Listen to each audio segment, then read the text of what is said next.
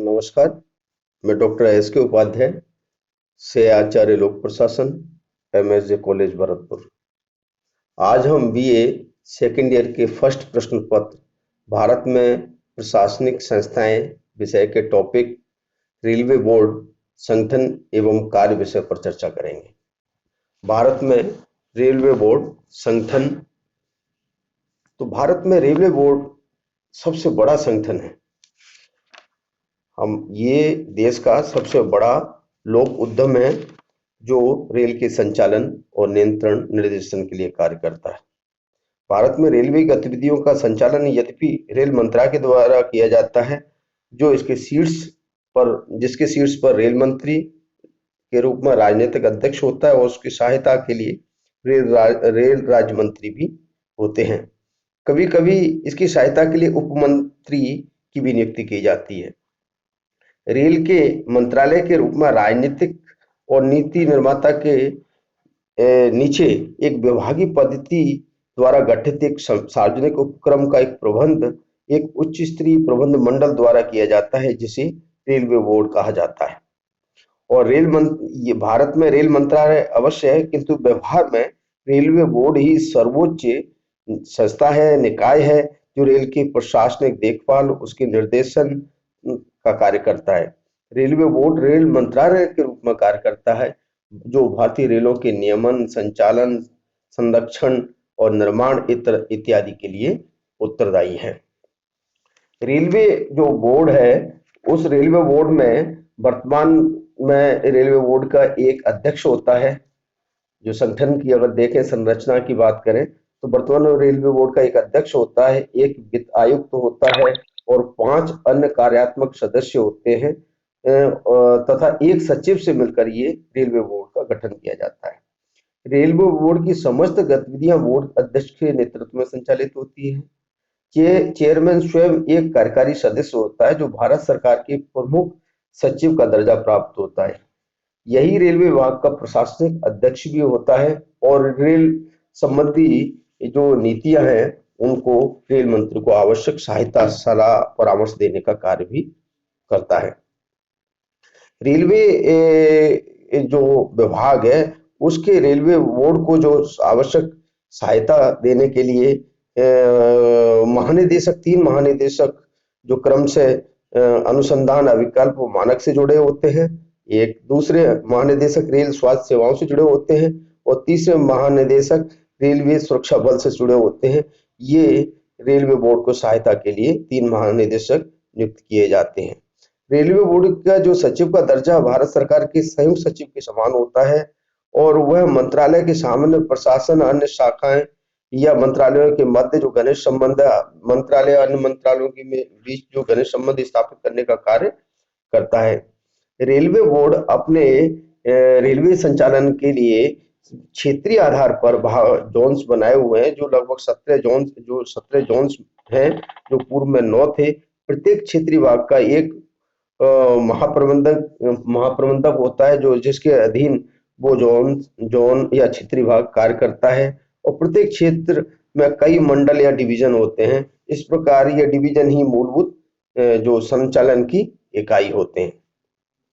Railway board basically अपने जो विभिन्न जो भाग हैं, अंग हैं, उनके आधार पर कार्य करते हुए रेलवे की संचालन, सुविधाएं, सुरक्षा का कार्य करता है। रेलवे बोर्ड की कुछ विशेषताएं परिलक्षित होती है, उनको हम क्रम से देखते हैं। पहली विशेषता है रेलवे मंडल एक सामूहिक निकाय है। ये जैसा कि भी आपको बताया कि रेलवे मंडल एक सामूहिक निकाय है, जिसमें अध्यक्ष होते हैं। इस अध्यक्ष के अलावा 5 कार्यात्मक सदस्य होते हैं, वित्त आयुक्त होता है, एक सचिव होता है। ये एक सामूहिक निकाय है। दूसरा है बोर्ड का प्रत्येक सदस्य कार्यात्मक होता है। बोर्ड का प्रत्येक सदस्य कार्यात्मक होता है, उसका दायित्व है कि वे प्रत्येक प्रश्न और समस्या जो संबंधित कार्य क्षेत्र है उसका हल करे। तीसरा है रेलवे बोर्ड एक विशेषज्ञ संस्था है। ये रेलवे बोर्ड एक विशेषज्ञ संस्था है, जिसमें अधिकांशतः इंजीनियर्स ही कार्य करते हैं। अगला है रेलवे बोर्ड सरकार के मंत्रालय के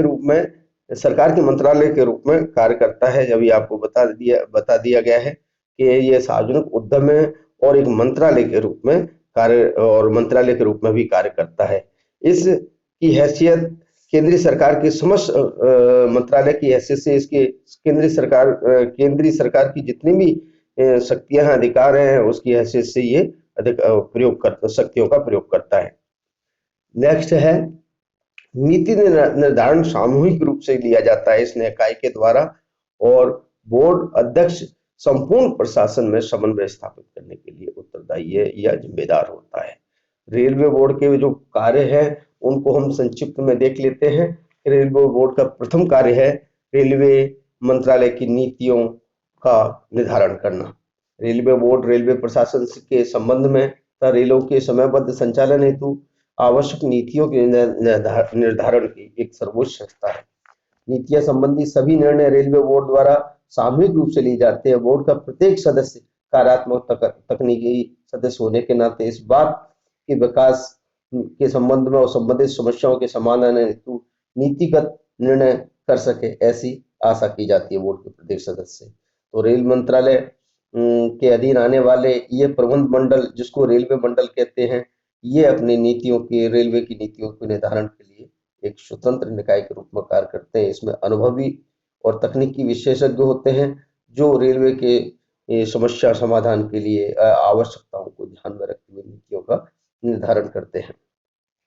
दूसरा कार्य है रेलवे बोर्ड एक मंत्रालय के रूप में कार्य करता है। रेलवे बोर्ड भारत सरकार के मंत्रालय के रूप में भी कार्य करता है। इस रूप में वह केंद्र सरकार के समस्त अधिकारों का उपयोग कर सकता है। जहां रेलवे बोर्ड के कार्यात्मक संचालन का प्रश्न है, भारत सरकार के अन्य मंत्रालयों की भांति ही कार्य करता है। मंत्रालय की पद सोपानत्व व्यवस्था में रेल मंत्री का स्थान सर्वोपरि रहता है, और रेल मंत्री यदि बोर्ड के तकनीकी कार्यों का कोई हस्तक्षेप नहीं करके सामान्य नीति निर्धारण और वित्तीय मामलों में वो बोर्ड को सलाह देता है, उसका नेतृत्व करता है, उचित आदेश देता है, मार्गदर्शन करता है, एक पथ प्रदर्शक की भूमिका निभाता है। रेलवे बोर्ड रेलवे मंत्रालय के रूप में देश की रेलों के नियमन का कार्य करता है, नीति संबंधी महत्वपूर्ण प्रश्नों पर निर्णय लेता है और रेल मंत्री को आवश्यक सलाह देता है और आवश्यक केंद्रीय सरकार द्वारा प्रदत्त आवश्यक शक्तियों का उपयोग भी करता है। तीसरा है क्षेत्रीय विभागों के मध्य समन्वय स्थापित करना। ये रेल मंत्रालय रेलों के समयबद्ध संचालन के लिए जो इनके जो 17 जो क्षेत्रीय जोन है में वर्गीकृत करने के बाद उनके रेलवे का सही समय पर संचालन हो सके, उनके मध्य जोनों के मध्य मंडलों के मध्य ये समन्वय स्थापित करने का कार्य करता है। बोर्ड के चेयरमैन इस संबंध में बोर्ड के चेयरमैन को इस संबंध में व्यापक अधिकार होते हैं। वो सारे देश में आने वाले रेलों के कुशल संचालन, नियमन, देखभाल, नियंत्रण, समन्वय का दायित्व रेलवे बोर्ड के अध्यक्ष का ही है। चेयरमैन अपने विभिन्न कार्यकारी कार्यात्मक सदस्यों के माध्यम से और मंडल में महाप्रबंधकों के माध्यम से नीतिगत व्यवहारगत कार्यों को समन्वय लाने की दृष्टि से समय समय पर मीटिंगें आयोजित करते हैं और उनके माध्यम से समस्याओं के समाधान का निराकरण करने का प्रयास निरंतर जारी रहता है। अगला कार्य है रेलवे का सुनियोजित व्यवस्थित संचालन। रेलवे का एक निरंतर सुनियोजित ढंग से व्यवस्थित संचालन हो सके, इसलिए विभागीय स्तर पर सभी लोग कार्य समयबद्ध, कुशलता, सुरक्षित संचालन के लिए जो आवश्यक होते हैं रेलवे बोर्ड द्वारा किए जाते हैं। सारे देश में रेलवे प्रशासन और संचालन के लिए आवश्यक कार्यों को किया जाने का कार्य तो रेलवे बोर्ड का ही होता है। एक अगला कार्य है रेलवे परियोजनाओं का संचालन। रेलवे मंडल देश भर में अनेक प्रकार की जो रेलवे से संबंधित जो परियोजनाएं संचालित होती हैं उनके संचालन का कार्य करता है, जिसमें नई रेल लाइनों का निर्माण है, गेज परिवर्तन है, नए स्टेशनों का निर्माण है, पुलों का निर्माण है, रेलवे विद्युतीकरण है। ये इसी प्रकार के जो अन्य आवश्यक कार्य जो परियोजनाएं हैं जो रेलवे के विकास और सुरक्षा को संधारित करती है, ये कार्य भी मंडल के द्वारा संपादित किए जाते हैं। कार्मिक प्रशासन से संबंधित कार्य। भारतीय रेलवे एक लोक उपक्रम की दृष्टि से सबसे बड़ा देश का उपक्रम है अब भी इसकी रोजगार की मतलब रेलवे में लगभग 13 से 15 लाख कार्मिक मतलब कार्मिक इससे प्रत्यक्ष परोक्षतः जुड़े हुए हैं, जो विश्व का सबसे बड़ा एक संगठन है। इन कार्मिकों की भर्ती या वर्गीकरण, प्रशिक्षण, पदोन्नति, अनुशासनात्मक कार्रवाई, पेंशन लाभ इत्यादि जो कार्मिक पक्ष हैं उनके निष्पादन को करने के लिए रेलवे मंडल का गठन 19 रेलवे मंडलों का गठन किया गया है, जो इनके भर्ती से लेकर अन्य कार्यों को देखते हैं। रेलवे में बोर्ड में या उच्च स्तरीय निकाय में, उच्च स्तरीय प्रबंधन में यद्यपि कुछ आईएएस और रेलवे अभियांत्रिकी सेवा के पदाधिकारी जो पदस्थापित होते हैं, उनका चयन, उनकी भर्ती संघ लोक सेवा आयोग द्वारा की जाती है। बाकी अधीनस्थ जो कार्मिक होते हैं वो रेलवे मंडल द्वारा, जो रेलवे भर्ती बोर्ड है के माध्यम से करता है। अगला कार्य है यात्री सुविधाओं का विकास। रेलवे का जो मुख्य उद्देश्य है, वो ध्येय है, वो है संरक्षा, सुरक्षा, समय पालन। ये रेलवे का मंतव्य है और इसी को ध्यान में रखते हुए रेलगाड़ियों, मालगाड़ियों, रेलवे स्टेशनों का संचालन, उनकी सुरक्षा, उनके आवश्यक विकास, यात्रियों की सुविधा, यात्रियों के सामान, उनकी जान माल की सुरक्षा के लिए रेलगाड़ियों में होने के लिए कार्य करता है। रेलगाड़ियों में होने वाले अपराध, डकैती, हत्या, लूटपाट, जेब कतरन, धोखाधड़ी जैसी समस्याओं को बचाने के लिए रेलवे में सुरक्षा बल कार्यरत होते हैं। भारत में स्वतंत्रता के पश्चात होने वाली रेल दुर्घटनाओं को न्यूनतम करने के लिए, उनको बिल्कुल रेल दुर्घटनाएं हो नहीं, इसके लिए रेल मंत्रालय और रेलवे बोर्ड, रेल मंडल हमेशा तत्पर रहता है और आवश्यक सुधार करता है। अगला कार्य है रेलवे सामग्री के उत्पादन का कार्य। रेलवे तंत्र के संचालन के लिए बहुत सारी आवश्यक मूलभूत सामग्री की आवश्यकता होती है और इसका मूलभूत सामग्री का उत्पादन रेलवे मंडल या रेलवे विभाग अपना खुद के जो यूनिट हैं या उत्पादन इकाई हैं उनमें इनका रेलवे सामग्री का उत्पादन करता है और तत्व संबंधी आवश्यकता अनुसार अपने आवश्यक स्थान पर भेजता है। इस क्रम में विभागीय उपक्रम में रेलवे मंडल के अधीन आने वाले जैसे चितरंजन लोकोमोटिव है, डीजल लोकोमोटिव वर्क्स वाराणसी है, एंटीग्रल कोच फैक्ट्री पेराम्बूर है, wheel and axle plant Bengaluru है, रेल कोच फैक्ट्री कपूरथला है। ये इत्यादि जो उत्पादन कारखाने रेलवे बोर्ड के, रेलवे मंडल के अधीन काम करते हैं और मालगाड़ियों के या यात्री गाड़ियों के डिब्बे हैं, उनकी सुरक्षा है, वातानुकूलित यात्री डिब्बे हैं, पटरियां हैं, इंजन है, आवश्यक सामग्री का निर्माण और उत्पादन और उसके वितरण, आवश्यकता अनुसार उसके उपयोग की सारा कार्य रेलवे मंडल के द्वारा ही किया जाता है। अगला कार्य है सुरक्षा प्रदाता के रूप में रेलवे मंडल कार्य करता है। रेलवे मंडल द्वारा एक सुरक्षा निदेशालय स्थापित किया गया है जो रेलवे की समुचित संपत्तियों, जानमाल और यात्रियों की सुरक्षा का कार्य देखता है। रेलवे का अपना एक रेलवे सुरक्षा बल होता है, आरपीएफ होता है, जो यात्रियों से लेकर तत्व संबंधी कार्यों को सुरक्षात्मक दृष्टि से कार्य करने के लिए उत्तरदायी होता है। अगला कार्य है रेलवे बोर्ड का वाणिज्यिक रूप में भी रेलवे बोर्ड कार्य करता है। रेलवे सेवा प्रदाता के रूप के साथ साथ एक वाणिज्यिक अभिकरण के रूप में कार्य करता है, जो विभिन्न व्यावसायिक कार्यों को के दौरान सेवा प्रदान की जाती है।